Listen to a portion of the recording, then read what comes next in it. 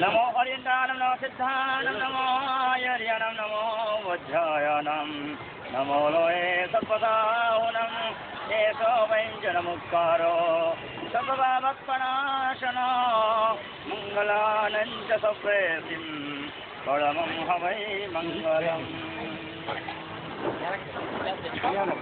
नमो मङ्गलमुखितमयसा सञ्जमोतो देवावितं नमं सन्ति जप्सुदं मे तयामनो अश्वादयद्वाक्य शम्भुधानं यूसुवाणी पिभयेव नमामि तं विश्वजनीन वाचं व्यमेदं जिनवर्धमानं मङ्गलं भगवान् वीर मङ्गलं गौतमः प्रभो मङ्गलं शूलभद्राज जैनधर्मस्तु मङ्गलम् अङ्गोठे अमृतवासे लवचितनानन्दा श्रीगुरु गौतम समर्ये वाञ्छितफलदाता अचिन्त्य चिन्तामणिकल्पशाखिने विशुद्ध सद्ब्रह्म समाधिशालिने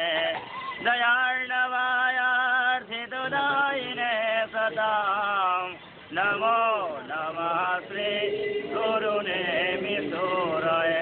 नमो नमः श्री गुरुनेमिसूरये नमो नमः श्री गुरुनेमिसूरये।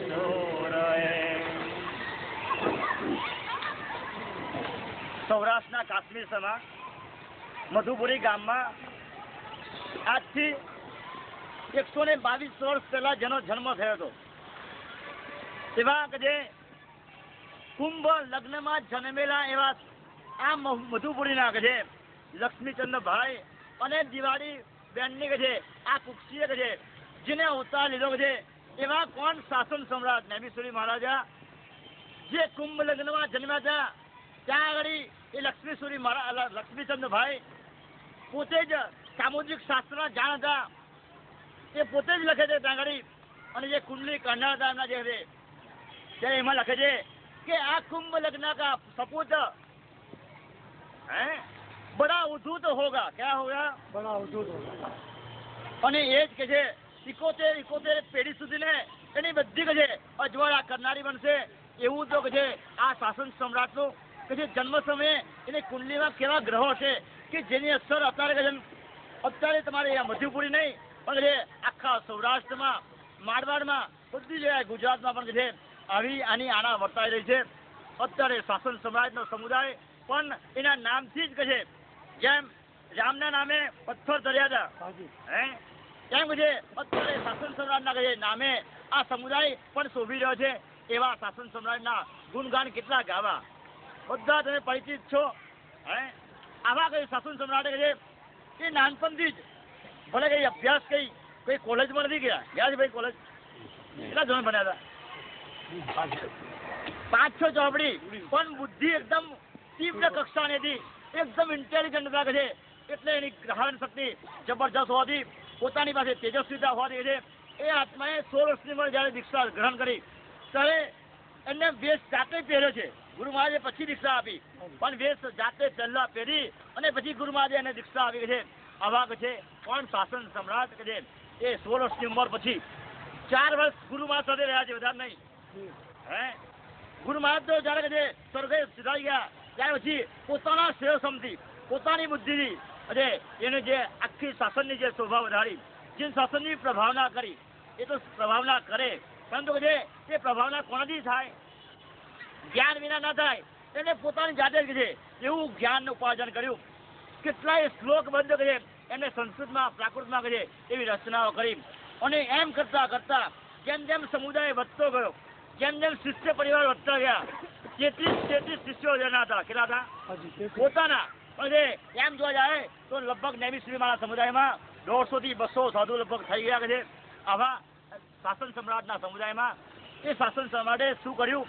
ઉપરથી બુદ્ધિચંદ્ર મહારાજની ગુરુ કૃપાથી આવા જીવિત છે એમને કહે છે, આવા માહિર સાહેબ ભગવાનને કહે છે એની બધાની કૃપાથી આ આત્માએ શું કર્યું?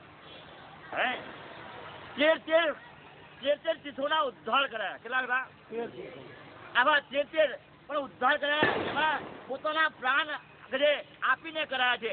કદમગીરી, કાપડાદી વગેરેમાં તો પોતાના પ્રાણ આપી દીધા છે. આવા ઉદ્ધાર કરનારા એને તો તીર્થનો ઉદ્ધાર કર્યો, સાથે સાથે પોતાના આત્માનો ઉદ્ધાર કર્યો અને સકલ મધુપુરીનો પણ ઉદ્ધાર કરવાના માટે આવા કે છે આવા પ્રેરણાદાયી કે છે. આવા જો આપણા કોઈ સંત થઈ ગયા હોય તો જે કોણ શાસન સમ્રાટ થયા. આવા શાસન સમ્રાટ અંતિમ સમય સુધી કે છે જેનું કે જન્મ પણ ગાડી અને જેનું કે મૃત્યુ એટલે મૃત્યુ ના કહેવાય કે છે, સમાધિ કે છે, આ મરણ કે છે, સ્વર્ગવાસ કે છે, ગાડી આ જ ભૂમિમાં થયો, એ જ ઉપાશ્રયમાં થયો, એ જ જગ્યા પર થયો કે છે. એ જેની મહત્તા, આવી મહત્તા કોઈની થઈ નથી. 20 ઘડી અને 15 પડે જે એનો જન્મ સમયનો ટાઈમ હતો, એ જ એનો કે છે જયારે સંપૂર્ણ દેહ વિલય થયો ત્યારે એ જ 20 ઘડી ને 15 એની પડ પણ કે એની એ જ આવી હતી કે છે. આવું જે કોઈના માટે નહીં બન્યું. સંપૂર્ણ 77 વર્ષનું આયુષ્ય આવું ભોગવનારા કે છે. આવા કોઈ મહાપુરુષો થયા હોય, બધું એમને 7ને આંકડે સાધ્યું. દીક્ષાએ પણ 7, ઉંમર દીક્ષા લીધી કે 16 વર્ષે 6 ને 1 7, આવી બધી 7-7ની પરંપરાએ. અને છેલ્લા કહે બંને જયારે કાર્ય પામ્યા ત્યારે 7ના આંકડે જ કાર્ય પામ્યા. સાંજે 7 વાગે એવા આત્માએ પણ સમાધિ લીધી. આવા કે શાસન સમ્રાટ એને કે છે ગુણગાન વધારે ગાવાના હોય, આપણે એમાંથી પ્રેરણા લેવાની હોય. ખાલી આ ગુણગાન ગાવાની કઈ ના થાય, આપણે એના નામે કંઈક કરી બતાવીએ તો કઈ થાય. આપણે બધા શું થાય છે જમવામાં બધા આપને બધા જમવામાં કડ્ડું થઈ જશે, પણ એવું આપણા જીવનમાં ના બને. હવે શાસન સમ્રાટના આ મધુપુરમાંથી એવા આત્માઓ હવે એવા જન્મે, કેવા જન્મે જેને દીક્ષા લેવાના પરિણામ થાય.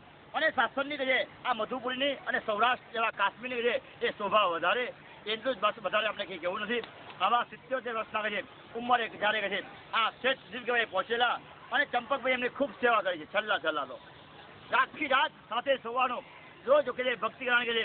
અને આવા ચંપકભાઈ ઉપર કેટલા વર્ષે 44 વર્ષ સ્વર્ગવાસ થયા કે છે. અને એમના પર અત્યારે કૃપા થઈ 44 વર્ષે કે આ શાસન સમ્રાટનું છે આખા મધુપુરીમાં ગામ રોશન કરવા માટે આવો મોટો એમને લાભ લીધો. એ બી સાધનની ભક્તિ સકળ સંઘને કે આમંત્રણ જમાડવું કે છે એ પણ કે જબરદસ્ત પુણ્યાય જોઈએ. આવી પુણ્યાય ઉપરથી કે શાસન સમ્રાટની થઈ અને શાસન સમ્રાટના પુણ્યાથી કે આ આખો સંઘ પણ કે આજે જે જહાજો ભોગવી રહ્યો છે, આવી જહાજો કાંઈ માટે ભોગવે અને શાસન સમ્રાટ